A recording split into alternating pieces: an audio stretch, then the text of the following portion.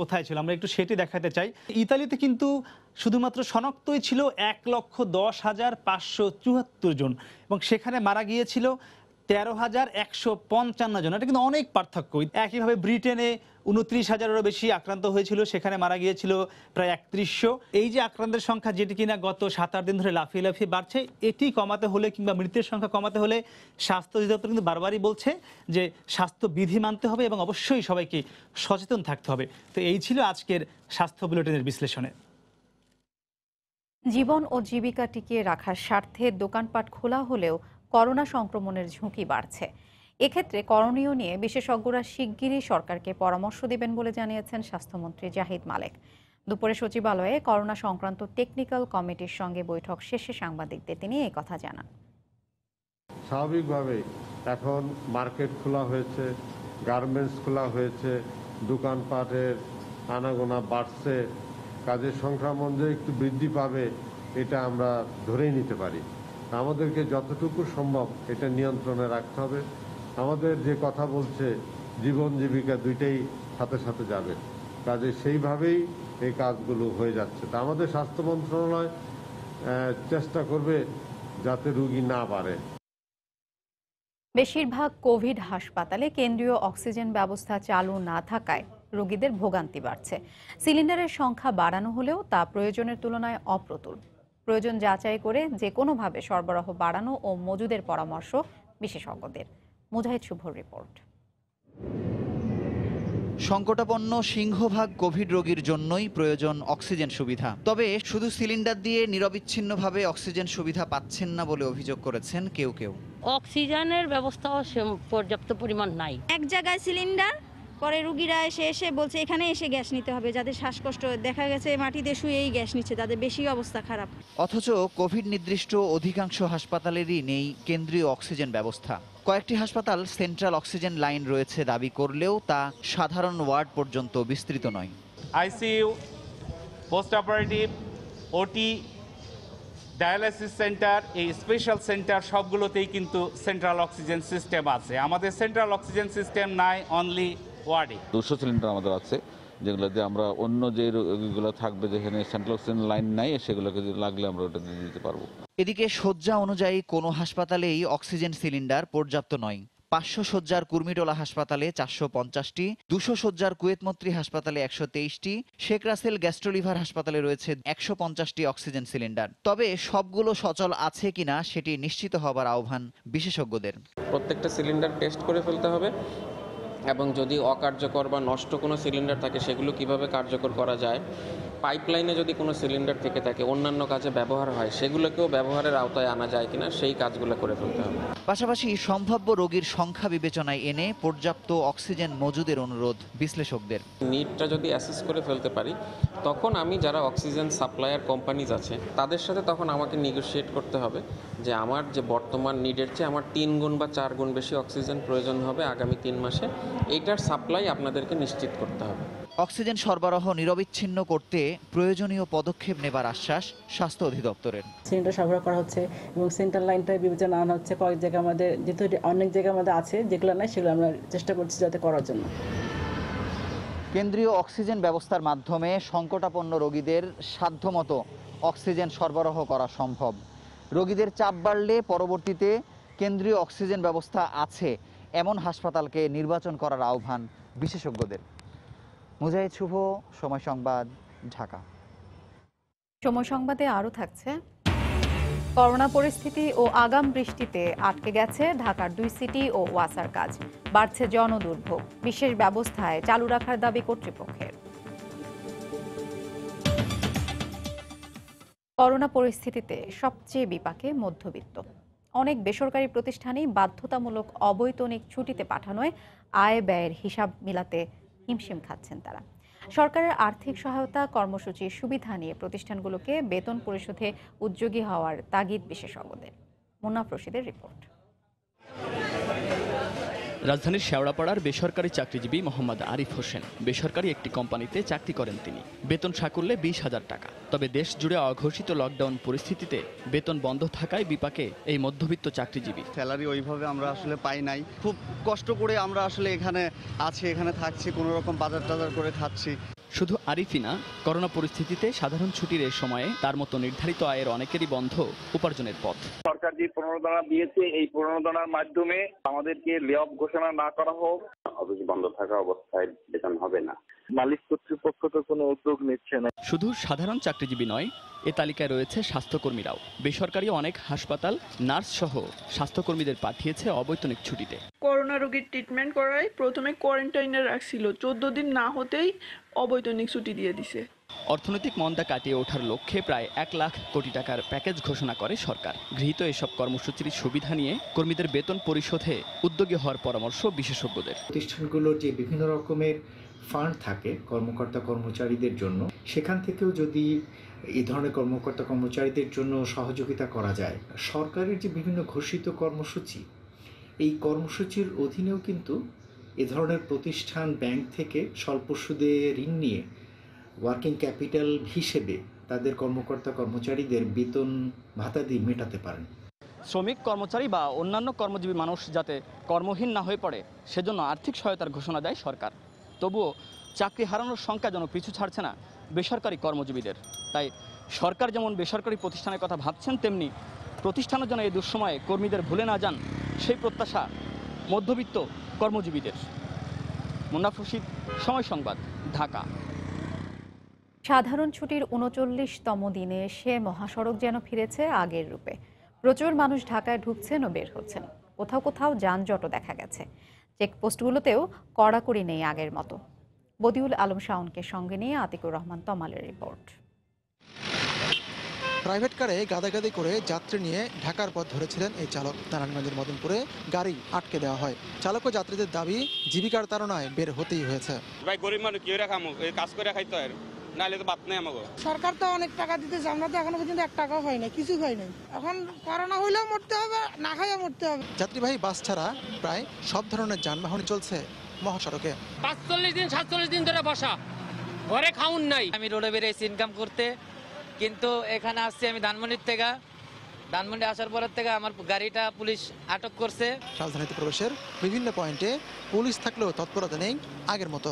মানুষ সচেতন না হইলে আমরা কিভাবে সচেতন করব? আমরা প্রতিদিনই বলে যাচ্ছি, কাজ করতেছি, কিন্তু মানুষ তো প্রয়োজনের তাগিদে বের হচ্ছে, নিয়মিতই বের হচ্ছে। হাইওয়ে ও ঢাকা রেঞ্জের পুলিশকে মহাসড়কে দায়িত্ব পালন করতে দেখা গেল শুধু মাস্ক পরে। যেটা আমার চোখে দেখতে পাচ্ছেন, এটা আমাদের সরকারি সানগ্লাস। আর আমার হাতের যে গ্লাভস দেখতেছেন, এগুলো আমাদের আগে কিছু দিয়েছিল সরকারিভাবে, তো ওগুলো ফুরিয়ে গেছে। এটা আমার ব্যক্তিগত কিনা। অদৃশ্য ভাইরাস থেকে বাঁচতে ঘরে থাকার কোনো বিকল্প নেই। দায়িত্বরত আইন শৃঙ্খলা বাহিনীর সদস্যরা বলছেন, যারা ঘর থেকে বেরিয়েছেন তারা শুধু নিজেরাই ঝুঁকিতে পড়ছেন না, ঝুঁকিতে ফেলছেন গোটা দেশকেই। আতিকুর রহমান তামাল, সময় সংবাদ, নারায়ণগঞ্জ। জনগণের কাছে দায়বদ্ধ নয় বলেই সরকার কারো কথায় শুনছে না বলে মন্তব্য করেছেন বিএনপি মহাসচিব মির্জা ফখরুল ইসলাম আলমগীর। দুপুরে দলীয় চেয়ারপারসনের গুলশান কার্যালয়ে ব্রিফিংয়ে তিনি বলেন, পোশাক কারখানা শ্রমিকদের কাজে ফেরানোর সিদ্ধান্ত নিয়ে দূরদর্শিতার অভাবের প্রমাণ দিয়েছেন ক্ষমতাসীনরা। তাদের কোনো অ্যাকাউন্টেবিলিটি নাই, পার্লামেন্ট তো নাই। সরকারের উচিত হবে অন্তত পরামর্শগুলোর জন্য একটা সর্বদলীয় একটা উদ্যোগ গ্রহণ করা, কিন্তু তারা সেই উদ্যোগ গ্রহণ করেননি। স্বনামধন্য অর্থনীতিবিদ যারা আমাদের দেশে আছেন, ইনাদেরকে তো ডেকেও ওনারা বসতে পারতেন, একটা পরামর্শ নিতে পারতেন, কিন্তু সেটাও তারা নেননি। ভাইরাল ডিজিজের সঙ্গে যাদের লেখাপড়া, যাদের এটার উপরে কাজ করেছেন, যারা এই বিষয়ে কাজ করেছেন, তাদেরকে কিন্তু আপনার এখানে সম্পৃক্তি করা হয়। মূল কথা হচ্ছে যে আপনি চুরি করতে চাইলে চুরি করবেন, আর কাজ করতে চাইলে কাজ করবেন। এতে চুরি ছাড়া এরা কিছুই করেনি, এবং ওই চুরিই করছে। রাজনৈতিক বিরোধিতার নামে সরকারের সমালোচনা করার অভ্যাস থেকে বিএনপি বের হতে পারেনি বলে মন্তব্য করেছেন আওয়ামী লীগের সাধারণ সম্পাদক ওবায়দুল কাদের। সকালে তার সরকারি বাসভবনে সংবাদ সম্মেলনে বক্তব্য রাখেন তিনি। করোনার এই সংকটকালে বিএনপি মহাসচিব মিথ্যাচার করছেন বলে উল্লেখ করেন ওবায়দুল কাদের। বিএনপির মহাসচিব মির্জা ফখরুল ইসলাম আলমগীর এই করোনা সংকটকালেও কথায় কথায় সরকারের ব্যর্থতার বিষয় নিয়ে বিষোদ্গার করছেন, অথচ তারা কখনোই জনগণের রাজনীতি করেননি, বরং সরকারের সাফল্যকে বিভ্রান্তিকর অপপ্রচার চালিয়ে প্রশ্নবিদ্ধ করার অপপ্রয়াস চালিয়ে যাচ্ছেন। সোনালী ফসল ঘরে তোলার আনন্দ এখন সুনামগঞ্জের ঘরে ঘরে। করোনার কারণে শ্রমিক সংকটের আশঙ্কার মাঝে আকস্মিক বন্যার পূর্বাভাস কাটিয়ে শেষ পর্যন্ত নির্ঝঞ্ঝাটেই ঘরে তুলতে পেরেছেন হাওরে বছরের একমাত্র ফসল বোরো মৌসুমের ধান। রিপোর্ট ইকরামুল কবিরের, ছবি তুলেছেন নওশাদ আহমদ চৌধুরী।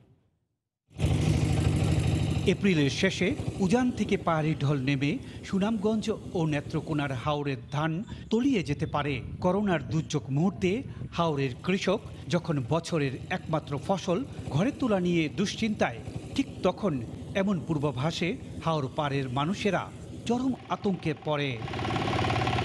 এমন সময় সরকার বিভিন্ন জেলাগুলো থেকে হাওরগুলোতে শ্রমিক পাঠানোর পাশাপাশি জরুরি ভিত্তিতে কম্বাইন হারভেস্টার ও রিপার মেশিন পাঠিয়ে দ্রুত সময়ের মধ্যে ধান ঘরে তোলার উদ্যোগ নেয়। একদিকে ঢল নামেনি, অন্যদিকে সরকারের কার্যকর উদ্যোগে কৃষকের মুখে হাসি ফোটে। ঘরে তোলা আমরা খুব একটা মনের মধ্যে আনন্দ। নেত্রে যে মেশিনগুলো দিচ্ছে ইনফাটাই এইগুলো আমরা বেশি উপকার হয়েছে। মেশিনে একদিনে দেখা যায় যে 6 জন শ্রমিকে সারাদিনে যা ধান কাটতো আধা ঘন্টা কাটতে ফেলাইছে। মোটামুটি খুব কম সময়ে, অল্প সময়ে আমরা ভালো ধান উঠাইছি। তবে আগাম বন্যার পূর্বাভাসের কারণে 25 দিনে কাঁচা পাকা ধান কাটায় কিছুটা ক্ষতি হয়েছে বলে জানান কৃষকেরা। ধান তো মোটামুটি আমরা কিছু ফাঁকা ধরছি, ধরার পরে পানি উন্নয়ন বোর্ডে তারা মাইকিং করাইয়া আমরা খাসা ধান খাটাইয়া আমরা তো ডাকাত থেকে পাচ্ছি। খাসা বাসা আমরা ধান খাটাইছি, এটা তো কোনো ফলাফল হয়েছি না, নাইয়াও নেই না।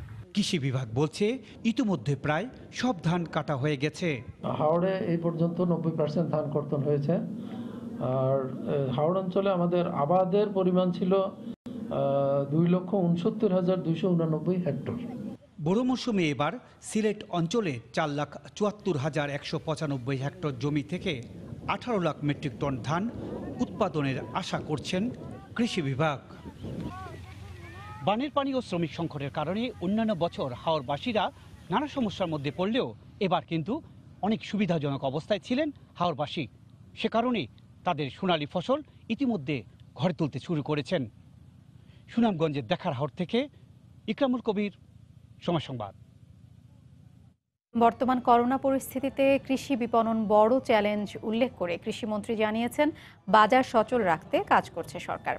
কৃষি পণ্যের ন্যায্য মূল্য নিশ্চিত করতে মাঠ পর্যায়ের কর্মকর্তাদের প্রতি আহ্বান জানান তিনি। সকালে সচিবালয়ে বোরো উৎপাদন নিয়ে ব্রিফিংয়ে বক্তব্য রাখেন তিনি। এবার লক্ষ্যমাত্রার চেয়ে বোরো উৎপাদন বেশি হবে বলেও জানান তিনি। করোনার দুর্যোগ মোকাবেলা করে দেশের খাদ্য উৎপাদনের বর্তমান ধারা অব্যাহত রাখা নয়, ইনশাআল্লাহ আরও বৃদ্ধি করে 2030 সালের মধ্যে অভিষ্ট উন্নয়ন লক্ষ্য অর্জন করতে সক্ষম হব। সবচেয়ে আমাদের সামনে এখন বড় চ্যালেঞ্জ কৃষি বিপণন। যে সমস্ত এলাকা থেকে সবজি এবং অন্যান্য পণ্য আসে ঢাকার বাজারে, সেগুলো যাতে সহজে আসতে পারে এবং বাজারটাকে সচল করা যায়, তার জন্য আমরা চেষ্টা করছি। চট্টগ্রামে সামাজিক দূরত্ব নিশ্চিতের পাশাপাশি কর্মহীন মানুষের সহায়তায় কাজ করছে সেনাবাহিনী। প্রতিটি টহল ইউনিট নিজ নিজ এলাকায় দৈনিক শতাধিক পরিবারকে 15 দিনের খাদ্য সহায়তা দিচ্ছে। আর এ ত্রাণের ব্যবস্থা তারা করছেন নিজেদের রেশন বাঁচিয়ে। শাখাওয়াত টিপুর ক্যামেরায় বিস্তারিত জানাচ্ছেন কমল দে। মঙ্গলবার সকালে নগরীর মোহরার কাপ্তা রাস্তার মাথা এলাকায় অসহায় মানুষদের ত্রাণ সহায়তা দেয় সেনাবাহিনীর একটি দল। 44 শট মিসাইল রেজিমেন্টের অধিনায়ক লেফটেন্যান্ট কর্নেল মামুনুর রশিদ এ ত্রাণ সহায়তা তদারকি করছেন। এভাবে নিজ নিজ টহল এলাকায় অসহায় মানুষকে ত্রাণ সহযোগিতা দিচ্ছে সেনাবাহিনী। সেনা সদস্যদের রেশনের একটি অংশ আমাদের নিজ নিজ দায়িত্বপূর্ণ এলাকায় অসহায় এবং দুস্থ পরিবারের মধ্যে আমরা এই বিতরণ কার্যক্রম শুরু করি। আমাদের এই ত্রাণ বিতরণ কার্যক্রমটা চট্টগ্রাম এবং পার্বত্য চট্টগ্রাম এলাকায় এলাকা ভিত্তিতে এক একদিন এক এক এলাকায় এই ত্রাণ বিতরণ কার্যক্রম পরিচালনা হচ্ছে। ত্রাণ সহযোগিতা দেওয়ার পাশাপাশি দিনভর সেনা সদস্যদের সামাজিক দূরত্ব নিশ্চিত কাজ করতে হচ্ছে। বিশেষ করে গুরুত্বপূর্ণ মোড় এবং সড়কগুলোতে রয়েছে সেনা সদস্যদের অবস্থান। নগরীর অন্যতম বৃহৎ মোহরা কালুরঘাট এলাকার এই জংশনে কয়েক মিনিট আগে ছিল কয়েক হাজার রিক্সা, ছিল অন্যান্য যানবাহন এবং উৎসুক মানুষের ভিড়। কিন্তু সেনাবাহিনীর এই টহল টিমকে দেখে সবকিছুই সরে গেছে। অর্থাৎ সামাজিক দূরত্ব নিশ্চিতে সেনাবাহিনী যে কাজ করছে, সাধারণ মানুষ বলছে সেনাবাহিনীকে আরও বেশি কঠোর হতে হবে। এক রিক্সা যাতে দুজন না উঠে, অথবা অনেক বাস অথবা সিএনজি অথবা রিক্সা এক জায়গায় না থাকে এবং মানুষের যাতে জটলা যাতে না বাঁধে এবং একসাথে যেন অনেক লোকের সমাগম না হয়, আমরা ওই বিষয়টা সবসময় খেয়াল রাখছি। গত 28শে মার্চ থেকে সেনাবাহিনীর 20টি টহল টিম জেলা এবং নগরীতে 2 শিফটে কাজ করছে। কমল দে, সময় সংবাদ, চট্টগ্রাম। সময় সংবাদে আরও থাকছে, করোনা সংকটে মধ্যবিত্ত ও নিম্নবিত্তের ক্রয় ক্ষমতা কমায় তেল, চিনি ও ডালের দাম কমালো সিটি গ্রুপ। দুর্যোগে সাধারণ মানুষের পাশে দাঁড়ানোর দৃষ্টান্ত স্থাপন। ইফতার বাজারের খবর জানাতে রাজধানীর ধানমন্ডি এলাকায় আছেন রিপোর্টার মিজানুর রহমান কবির। সরাসরি যোগ দিচ্ছি তার সঙ্গে। কবির, বিগত দিনগুলোর মতো আজকেও ইফতার বেচাকেনা চলছে, তবে বিগত বছরগুলোর মতো জমজমাট আকারে যথারীতি নয়। কেননা এবছর করোনার যে প্রাদুর্ভাব, সে কারণে এই ইফতার বাজার সহ সার্বিক বাজারই একটি বিপর্যয় বা একটি জনগণের কম উপস্থিতি লক্ষ্য করা যায়। এরই ধারাবাহিকতা বলা যায় এখানে স্টারের মতো একটি প্রতিষ্ঠান, যেখানে খুব নামকরা প্রতিষ্ঠান, প্রতি বছর জমজমাট ইফতার বেচাকেনা হলেও এবছর চিত্র কিন্তু ভিন্ন। অন্যান্য বছরের সেই কথাটি একটু স্মরণ করিয়ে দিতে চাই, যদিও ছবি দেখাতে পারছি না। সেই তুলনায় এখনকার অবস্থা একেবারেই তুলনামূলক জনশূন্য বলা যায়। কেননা বিগত সময়গুলোতে আমরা দেখেছি যে এই সময় বেশ জমজমাট ভিড় থাকে। এখন আপনারা দেখতেই পাচ্ছেন যে ভিড়টা খুব একটু বেশি নয়। আমি একটু জানতে চাইবো আপনাদের কাছে যে এখানে যে পরিস্থিতি বেচা কেনা সেভাবে কেমন, কিভাবে চলছে, কয়টা থেকে কয়টা বিক্রি করছেন আপনারা? আমাদের 5টা থেকে দুপুরে 1টা থেকে 5:30 পর্যন্ত, কিন্তু সামান্য আকারে যাতে করোনা ভাইরাসের কোনো সমস্যা না হয়, কাস্টমারের কোনো না হয়, স্টাফের সেফটির যতটুকু পিপি, মাস্ক বা সব কিছু করে আমরা যে করতেছি যাতে কাস্টমারের সুবিধার্থে, যেমন কিন্তু কাস্টমার আছে ইফতারি কোথায় নিয়ে করবে, এই জন্য সামান্য কিছু ইফতার আমরা বিক্রি করতেছি। সেক্ষেত্রে পার্সেল বেস করে নাকি কোনো এখানে কোনো খাওয়ার ব্যবস্থাও করেছেন? পার্সেলের জন্য, শুধু পার্সেল, খাওয়ার কোনো সুযোগ নেই। এবং পার্সেলের জন্য আমাদের লাল দাগ দেওয়া আছে, দাগে দাগে লাইন দিয়ে আসতেছে আর এখান থেকে খাবার কিনে বেরিয়ে যেতেছি। এবছর আলোচনার বিষয় যেটি, সেটি হচ্ছে যে নিরাপদ দূরত্ব এবং হচ্ছে স্বাস্থ্যসম্মত উপায়। এক কথায় করোনার যে একটা ছোঁয়াচে প্রভাব আছে তা থেকে দূরে থাকার জন্য কিন্তু এই লোকজন এখানে ইফতার কিনতে আসেন। তারপরেও কিন্তু যতটা সম্ভব কম সংখ্যক আসেন তারা, শুধুমাত্র করোনার প্রাদুর্ভাবের ভয়ে। এটি কিন্তু যারা এখানে কিনতে এসেছেন তাদের মুখ থেকে আমরা শুনেছি, বিক্রেতারাও ঠিক একই কথা বলছেন। তো এভাবেই চলছে। ঢাকার বড় বড় যে প্রতিষ্ঠান আছে, বেশ কয়েকদিন আমরা কয়েকটা জায়গাতে দেখেছি মোটামুটি স্বাস্থ্যসম্মত অবস্থা বজায় রেখেই ইফতার বেচাকেনা চলছে। তো এখনকার মতো আমার কাছে এই ছিল আপাতত ইফতার বেচাকেনার সবশেষ। ঢাকার ধানমন্ডির স্টার হোটেল থেকে আপাতত আমরা ফিরছি স্টুডিওতে। ইফতার বাজারের খবর জানাতে ধানমন্ডি থেকে আমাদের সঙ্গে যোগ দিয়েছিলেন রিপোর্টার মিজানুর রহমান। তাবলিগ জামাতের বেশে থাকা 17 জেএমবি সদস্যকে রাজধানীর কাকরাইল থেকে গ্রেফতার করেছে counter terrorism and transnational crime unit. Police বলছে সৌদি আরব যাওয়ার উদ্দেশ্যে 1 মাস আগে কথিত হিজরতের নামে বাড়ি ছাড়ে তারা। খান মোহাম্মদ রুমেলের রিপোর্ট। করোনা পরিস্থিতিতেও থেমে নেই জঙ্গি তৎপরতা। অনলাইনে সংঘবদ্ধ হওয়ার চেষ্টার তথ্য পেয়ে নজরদারি বাড়ায় কাউন্টার টেরোরিজম ইউনিট। সোমবার সন্ধ্যায় রাজধানীর কাকরাইল মসজিদের অপর পাশে পাবলিক হেলথ কার্যালয়ের সামনে থেকে গ্রেফতার করা হয় নিষিদ্ধ ঘোষিত জঙ্গি সংগঠন জেএমবির 17 সদস্যকে। কাউন্টার টেরোরিজম বলছে মোশতাক বিন আরমান নামে এক সৌদি প্রবাসীর বক্তব্যে উদ্বুদ্ধ হয়েই গ্রেফতারকৃতরা সেখানে যাওয়ার চেষ্টা করছিলেন। তার এই ডাকে সাড়া দিয়ে ইতোমধ্যেই বেশ কয়েকজন বাংলাদেশি যুবক যারা ওমরার নামে এর ভিতরে একটা বিশ্ববিদ্যালয়ে, একটা গভর্নমেন্ট বিশ্ববিদ্যালয়ের 3 জন স্টুডেন্ট, তারা ওমরা করতে গিয়ে তারা ফেরত আসেনি। এসে তাদেরও খোঁজ নিয়ে জানা গেছে তারাও মোশতাক মোহাম্মদ আরমান খানের যোগদান করেছে। কাউন্টার টেরোরিজম বলছে মার্চের মাঝামাঝি সময়ে তারা বাড়ি ছাড়েন। উদ্দেশ্য ছিল সাতক্ষীরা বেনাপোল সীমান্ত দিয়ে ভারতের কাশ্মীর হয়ে সৌদি আরবে পৌঁছাবেন তারা ওই সীমান্ত অঞ্চলগুলোতে গত 40 দিন ধরে অপেক্ষা করে। পরবর্তীতে জানা যায় যে মোশতাক মোহাম্মদ আরমান খানের সাথে যোগাযোগের পর যে পরামর্শ দেয় যে তাদেরকে যশোর বা সাতক্ষীরা সীমান্ত না হয়ে তাদেরকে সিলেট সীমান্ত হয়ে ইন্ডিয়ায় পৌঁছাইলে তাদের যাতায়াতের সুবিধা হবে।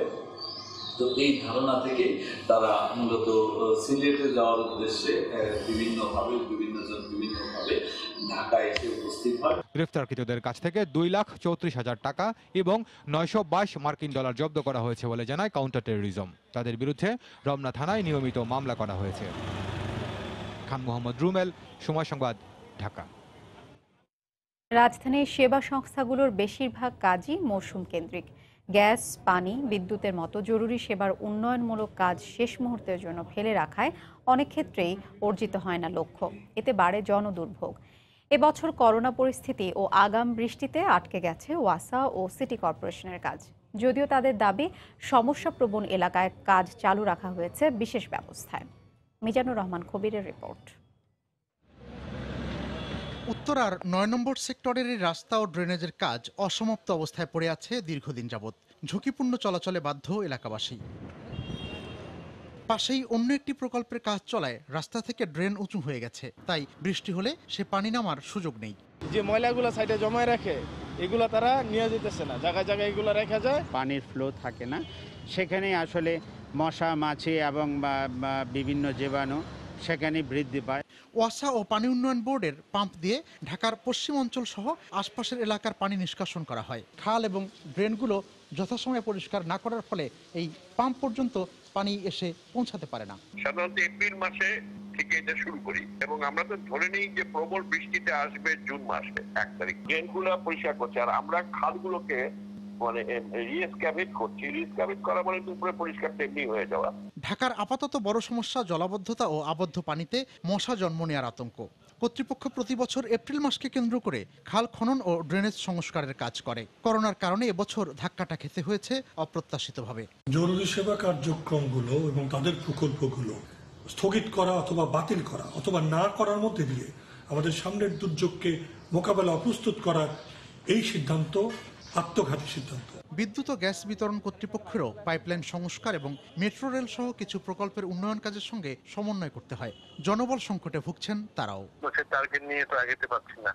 আমি অলরেডি চেষ্টা করছি কিন্তু কোনো লেবারই খুঁজে পাচ্ছে না। আমার ঠিকাদারগুলো কাজ করতে সাহস পাচ্ছে না। পরের ক্রাইসিসটা হলো লেবার পাওয়া যাচ্ছে না। তো হাতে যে লেবার পাওয়া যাচ্ছে তাদেরকে আমরা স্বাস্থ্যবিধি মেনে কাজে লাগাচ্ছি। এট দ্য সেম টাইম সেনাবাহিনী এখন মাঠে আছে, তো তাদেরকে আমরা কিছু কাজ দিচ্ছি। জরুরি সেবা নিরবচ্ছিন্ন চালু রাখার পাশাপাশি লকডাউন পরিস্থিতি শিথিল হলে কর্মীদের স্বাস্থ্যবিধি মেনে পুনরায় কাজ চালুর আশাবাদ সংস্থাগুলো। মিজানুর রহমান কবির, সময় সংবাদ, ঢাকা। করোনা সংকটে নিত্যপণ্য কিনতে বিপাকে পড়া মধ্যবিত্ত ও নিম্নবিত্তের কথা বিবেচনা করে তেল, চিনি ও ডালের দাম কমিয়েছে সিটি গ্রুপ। সয়াবিন তেল, সরিষার তেল ও চিনির দাম কমানোর ঘোষণা দিয়ে বলা হয়, ভোজ্য তেল প্রতি লিটার 5 টাকা এবং চিনির দাম কেজিতে 3 টাকা কম এখন থেকেই কার্যকর হবে। এছাড়া প্রকারভেদে ডাল 5 থেকে 10 টাকা কমানো হয়েছে। করোনা পরিস্থিতি মোকাবিলায় দেশ জুড়ে চলছে সাধারণ ছুটি। অফিস, আদালত, দোকানপাট সহ সব ধরনের ব্যবসা প্রতিষ্ঠান বন্ধ। স্থবির যোগাযোগ ব্যবস্থা। এমন অবস্থায় কাজ না থাকায় সংকটে নিম্ন ও মধ্যবিত্তরা।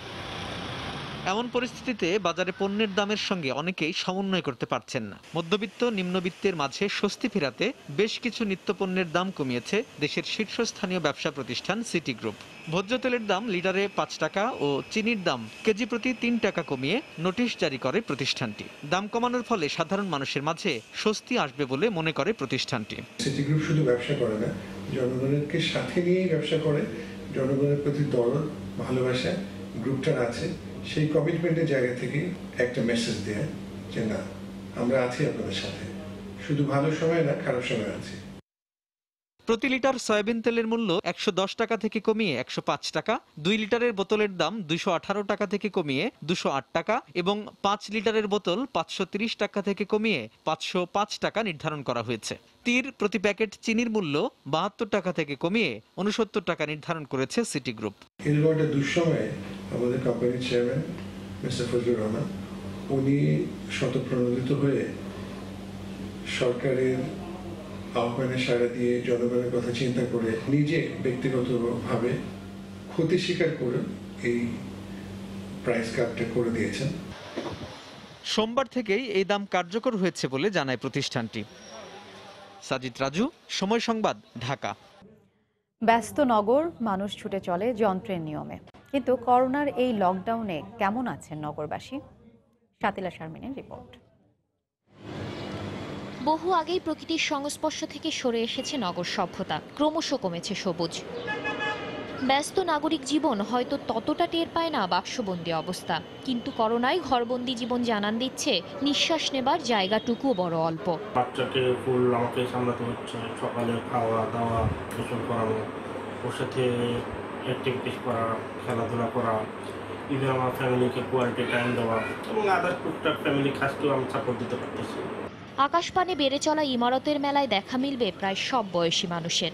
ছোটদের নির্মল আনন্দ উচ্ছ্বাসের সঙ্গে প্রাপ্তবয়স্কদের খুনসুটি। মনের নানা অভিব্যক্তি প্রকাশের জায়গাও এখন এখানে। আমার মেয়ে নাতি কাজের জন্য সারাদিন ওরা বাইরে থাকতো, আমি একাই থাকতাম। এখন যেমন ওরা বাসায় থাকে করোনা ভাইরাসের জন্য, আমি ওদের নিয়ে বাসায় আছি। যাকে তুচ্ছ মনে করে মনোযোগ দেওয়ার সময় হয়নি এতকাল, তাই এখন মনের খোরাক জোগাচ্ছে কারো জন্য। লকডাউনের সময় আমি আঁকাআঁকি করি, এগো দিয়ে খেলি, মাছকে খাবার দিই, গাছে পানি দেই, তারপর লেখাপড়া করি আর মাকে কাজে হেল্প করি। বাসায় নিজেদেরকে সময় দিতে পারছি, পরিবারকে সময় দিতে পারছি, নিজের পছন্দের কিছু করা, যেমন গান শোনা। মানসিক চাপের এই সময়ে পরিবারের সদস্যদের প্রতি মনোযোগী হবার পরামর্শ সমাজবিজ্ঞানীদের। যুক্তিহীনভাবে সাফল্যের পেছনে ছুটছিলাম। করোনা আমাদের অন্তর্জগতের দিকে পুনঃদৃষ্টি দেওয়ার সুযোগ করে দিয়েছে। মানব ইতিহাস বলছে, যখনই কোনো জনপদে মহামারীর মতো পরিস্থিতি তৈরি হয়েছে, তখনই সেখানকার আর্থসামাজিক এবং চিন্তার জগতের পরিবর্তন এসেছে। এই করোনা পরিস্থিতিও পাল্টে দেবে এই পৃথিবীর প্রতিটি মানুষের জীবনযাপন। এরপরে নতুন যে পৃথিবী তৈরি হবে, সেই পৃথিবীতে মানুষ বাঁচুক ভালোবাসা আর সহমর্মিতায়। শাতিলা শারমিন, সময় সংবাদ, ঢাকা। এ পর্যায়ে শীর্ষ সংবাদ জানিয়ে দিচ্ছে আরেকবার। একদিনে রেকর্ড 786 জনের দেহে করোনা শনাক্ত।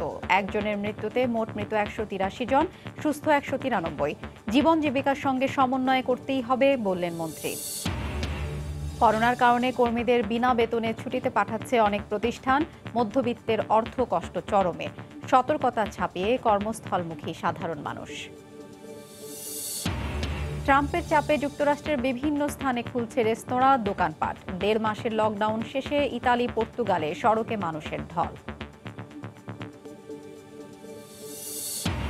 সুনামগঞ্জের হাওড়াঞ্চলের প্রায় 90% ধান কাটা শেষ, চলছে মাড়াই ও ঘরে তোলার কাজ। কৃষি বাজার চালু রাখতে কাজ করছে সরকার, জানালেন মন্ত্রী। এবং তাবলিগ জামাতের বেশে থাকা 17 জঙ্গি রাজধানী থেকে গ্রেফতার। সৌদি আরব যাওয়ার জন্য 1 মাস আগে কথিত হিজরতের নামে বাড়ি ছাড়ে তারা। এই ছিল এখনকার মতো। যে কোনো খবর পেতে ভিজিট করুন সময়নিউজ.tv। আপনার মোবাইলে সময় সংবাদ দেখতেও সব খবর পেতে ডাউনলোড করুন সময় অ্যাপ। এছাড়া এই মাত্র পাওয়া খবর মোবাইলে পেতে SMS করুন *BN লিখে পাঠিয়ে দিন 16242 নম্বরে। সঙ্গে থাকুন সময়।